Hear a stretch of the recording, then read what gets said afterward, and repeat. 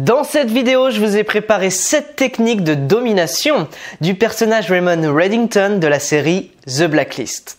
Des techniques simples qui passent par votre communication au quotidien. C'est parti! Commençons par l'un des points les plus importants, la stabilité émotionnelle. Raymond Reddington ne pourrait pas utiliser toutes les techniques de communication qu'il met en application s'il ne restait pas émotionnellement stable, même dans les situations les plus difficiles. Je dévore les péchés. En absorbant les mauvaises actions des autres, en noircissant mon âme, les leurs peuvent rester purs. Voilà ce que moi, je suis capable de faire. C'est une super série, je ne remets pas ça en question. Par contre, ce personnage est un criminel professionnel. Et c'est pourquoi vous ne devez pas nécessairement utiliser toutes les techniques, surtout la dernière qui arrive vers la fin de la vidéo. Il existe cependant des traits de caractère qui peuvent être très utiles dans votre vie quotidienne.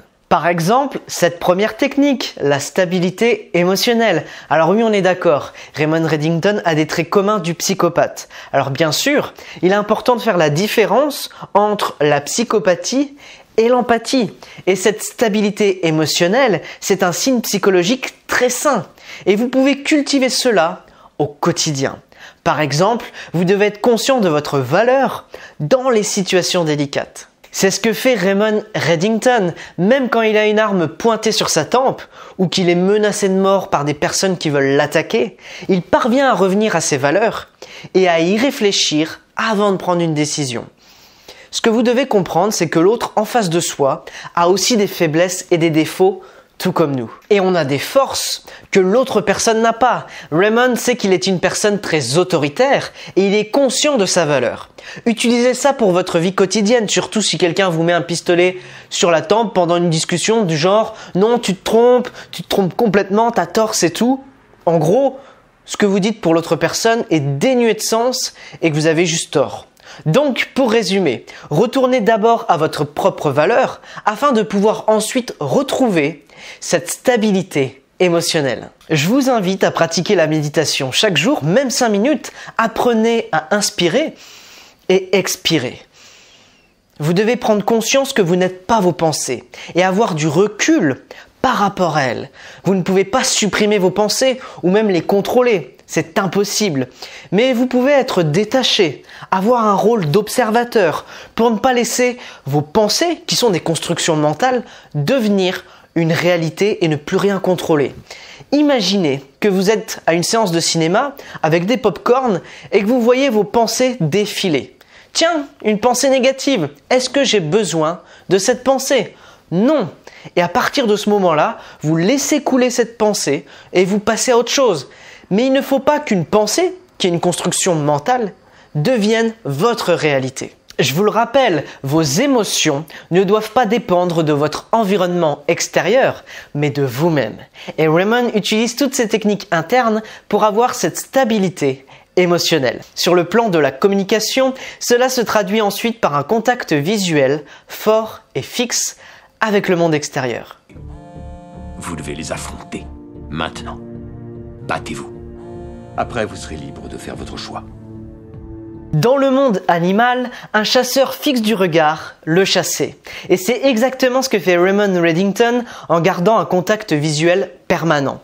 S'il gagne ce bras de fer non verbal, il parvient à acquérir une domination et un pouvoir incroyable. Ce n'est pas parce qu'il regarde autour de lui d'une manière ou d'une autre et semble rêveur, mais parce qu'il a tout le temps un contact visuel clair et fort, directement dans les yeux de l'autre personne, qu'elle parle ou qu'elle écoute. Quand il fixe une autre personne de manière non verbale, cela se traduit par « je ne te quitterai pas des yeux ». Par ce contact visuel, il montre sa force intérieure à l'extérieur, à son environnement. Autre chose très importante, il parle lentement. Cela se voit au niveau de la communication paraverbale. Et je vous invite à le faire. Prenez votre temps pour parler. Montrez que vous êtes calme. Et comment on gère ça avec les autres personnes? Vous devez vous attendre à ce que les autres ne vous interrompent pas. C'est un état d'esprit que vous devez installer en vous. Quand vous parlez, prenez des pauses. Parce que vous montrez que vous êtes sûr de vous. Et si l'autre personne vous interrompt, interrompez-la. James Spader, l'acteur principal de cette série, le fait tout le temps et il a un statut bien plus élevé. C'est donc le troisième point, parler lentement et suffisamment fort. Maintenant, regardez dans la scène suivante comment il utilise des métaphores puissantes. Retourner à Paris pour déjeuner à la terrasse d'un restaurant de la place des Vosges. Je veux revoir le Louvre et la Joconde. Et le Caravage. Je veux encore sentir une femme blottie contre moi dans la fraîcheur des draps. Et passer une nuit au Vanguard pour écouter du jazz. Je veux escalader les sommets, me promener dans la nature et sentir le soleil caresser mon visage des heures durant. Les métaphores sont l'outil de communication le plus puissant pour attirer d'autres personnes dans votre réalité. Si vous vous êtes impliqué dans les propos de Reddington, vous avez vu ce qu'il a décrit. Vous avez ressenti ce qu'il ressentait. Et vous étiez donc pleinement dans sa réalité. Et c'est rarement utilisé dans la majorité des séries. Raymond Reddington réussit simplement à utiliser ce langage très imagé et éloquent pour attirer les autres dans sa réalité. Et ainsi déterminer ce que les autres pensent. Cela se passe dans un état de transe comme dans cette scène avec Ressler. Ça ajoute de la motivation. Ça déclenche des émotions. Dans d'autres situations, le fait de transmettre des connaissances par le biais de métaphores peut être incroyablement efficace. Et vous pouvez utiliser des métaphores dans vos présentations, dans la vie de tous les jours ou en général si vous voulez partager un contenu. Maintenant, on ne va pas s'intéresser à un outil de communication, mais à une chose qu'il répète encore et encore. Et cette chose, c'est d'imposer des limites claires. Inutile de vous rappeler que nous n'avons aucune marge d'erreur.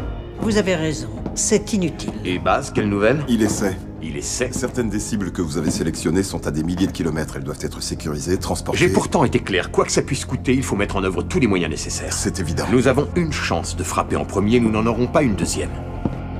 Oui? Où est Liz? J'arrive pas à la joindre. Je ne peux rien faire pour vous. Elle sera en sécurité avec moi, je l'aiderai à disparaître. Merci, votre aide ne nous sera pas nécessaire. Et ce cinquième point sur la nécessité d'imposer des limites est peut-être le point le plus important de toute cette vidéo.